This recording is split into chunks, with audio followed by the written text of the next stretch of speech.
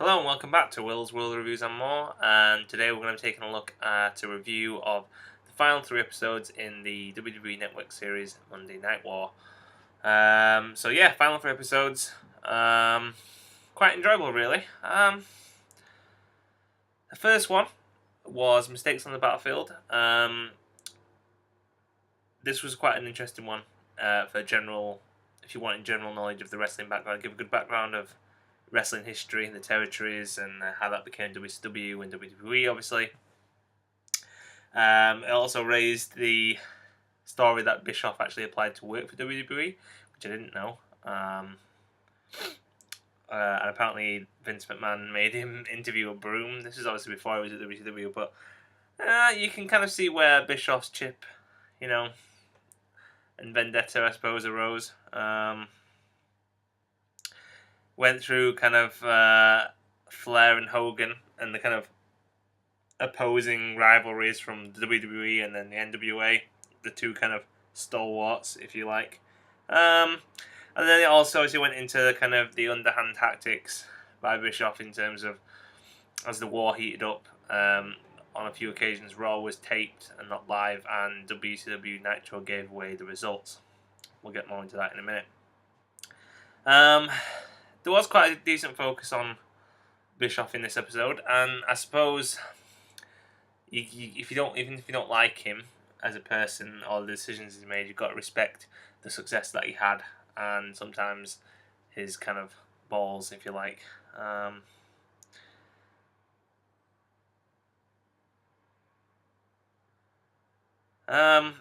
Then also came into Ric Flair territory because I think he'd been notably absent up until this point. They'd had a lot of focus on the other superstars, the big stars, and not Flair. And then how Flair got shafted by Bischoff, even though he actually had arranged to get Bischoff the job, and also kind of got Hogan the job, So it's difficult really. And brought up the whole idea of the influence of certain superstars in WCW and how Eric really wasn't a boss like Vince was, more of a friend. And WCW kind of neglected the youth side of it, and then sometimes they neglected Sting and Flair too. WWE, on the other hand, pushed the idea of youth and the loyalty of certain people. Then you had the whole Flair v Bischoff saga where Flair was like suspended or whatever, decided not to wrestle, and the fans wanted him, but then they had to put their kind of ego aside for best of business. But then you had the whole backfiring, like I mentioned before, about WCW revealing results. That backfired when Mankind won the championship because that was in opposition to the finger poke of Doom. And that was the people watched Mankind instead, so it really backfired, and that all led up to basically Bischoff losing control of Nash and Hogan and other people, and he was eventually fired. This was a decent episode, really. There wasn't much rehash. I know I brought it up before that a lot of times. Sometimes the episodes were just kind of same old, but they actually had a new interview with Bischoff in this episode. So, like I say, good episode. The next one, Fall of WCW. Interesting again. I thought it might be quite similar when I read the descriptions of these two, but this kind of carried on where that other one left off. This was more like a general Monday Night War documentary. It kind of detailed the whole thing in one episode.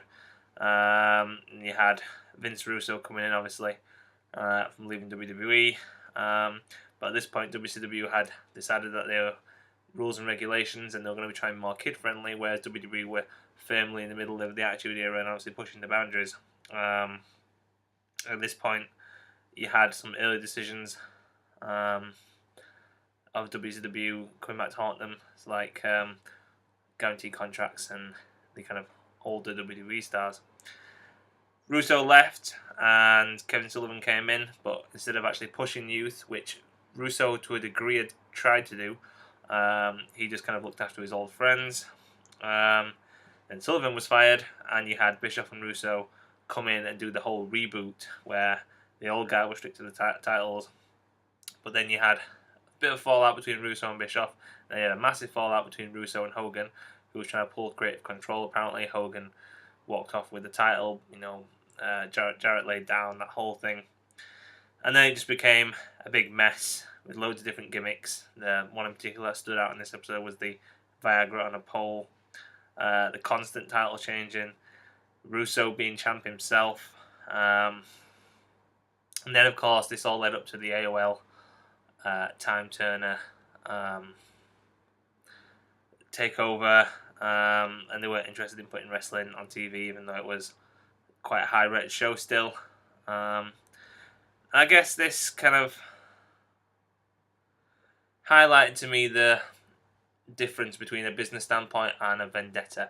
You kind of felt like Turner and Bischoff, to a certain extent, had the vendetta against Vince, and money wasn't an object, and they just wanted to basically run WWE in the ground, whereas AOL and Time to Turner or whatever wanted it from a business point of view.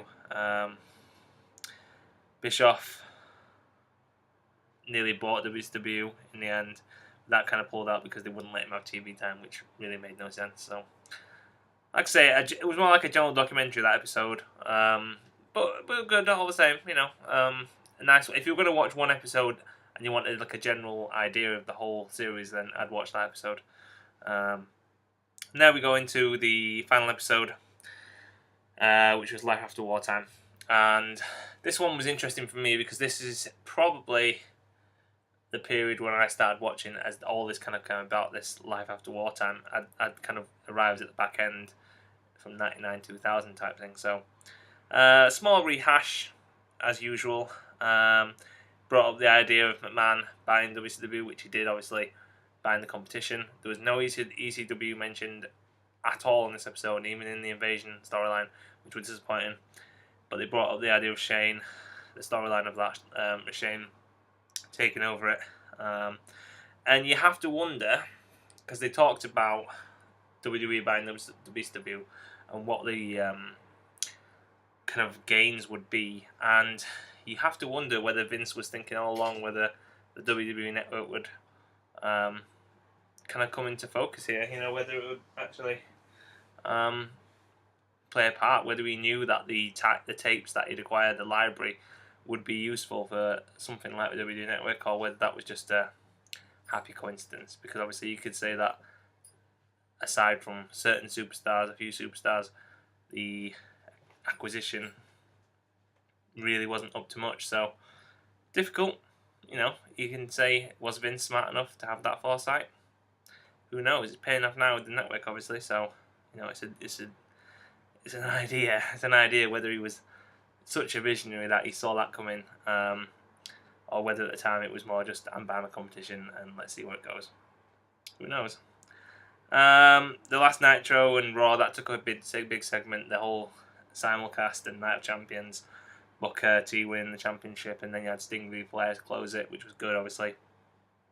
Also brought up the idea, though, of the watered down Invasion angle, some genuine animosity between WWE stars and WCW stars in the back.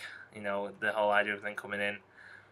We didn't have all the big stars at the beginning because they all had guaranteed contracts and they decided that they'd rather stay at home. So you really just had the WCW team coming in from an Invasion angle. I mean, if I was to watch that now as a more adult wrestling fan, I would have probably hated the idea.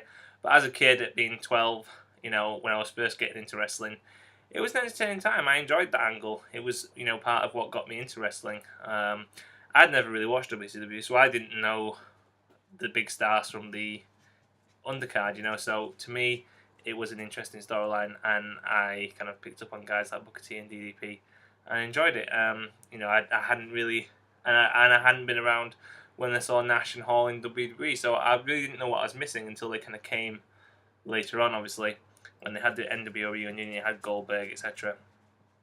And then I could kind of understand why people were so mad looking back in hindsight. And then, of course, it all led up to the idea of Bischoff being hired as general manager and the war being put behind everybody kind of thing, and moving on from a business point of view. And the episode just closed as like a tribute to the whole series and the Monday Night War itself. So yeah, good final episodes, really. And in general, a great series. If you've watched these reviews and you weren't sure, obviously you've probably picked out your favourite episodes. It's a good series if you want to watch particular episodes on your favourite superstars, but if you want to get a general feel for the whole Monday Night War itself, then watch the whole thing, because it is well worth the watch, and I've very much enjoyed watching them, and hope WWE kind of do similar high quality series. I'm not sure what else they would bring up. They could do a Ruthless Aggression era in a couple of years' time, so interesting. I know they've just added the Attitude Era Raws to the network, so are they going to? So some good things. Definitely would watch them if you're a fan of that era, and if you don't really know much about it, then it is a good introduction to it. I kind of recommend it. I say there was some faults, as you probably detailed from the individual reviews. A lot of rehashing, a lot of the same old, but all the same, some good new stuff as well. So that's about it. Can't remember when I started these. Must have been January. So it's nice to have that kind of done, and I hope you've enjoyed these videos, and I will be back next week sometime with my Extreme Rules predictions. So until then, thanks for watching, keep liking, subscribing and commenting, and I'll see you soon. Peace.